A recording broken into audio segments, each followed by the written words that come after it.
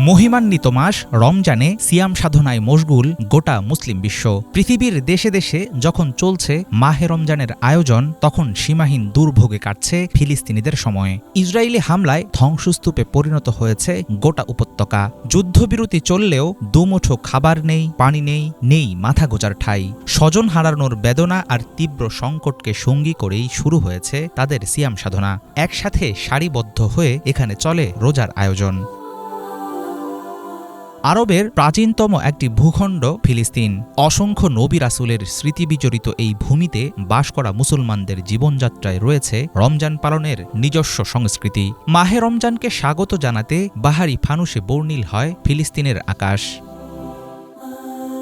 রমজানে নিজেদের ঐতিহ্যবাহী খাবার তৈরি করতে পছন্দ করেন ফিলিস্তিনিরা। অঞ্চল ভেদে দেশজুড়ে রান্না হয় ভিন্ন ভিন্ন খাবারের মেনু। মাকলুবা, সুমাগিয়া এবং মাফতাউল নামের বিশেষ খাবার দিয়ে ইফতার করেন গাজার জনগণ। মুসাখান ও মানসাফ নামের খাবারের জন্য বিখ্যাত পশ্চিম তীর। ফিলিস্তিন জুড়ে রয়েছে ইফতারে আচার এবং সালাদ খাওয়ার রেওয়াজ।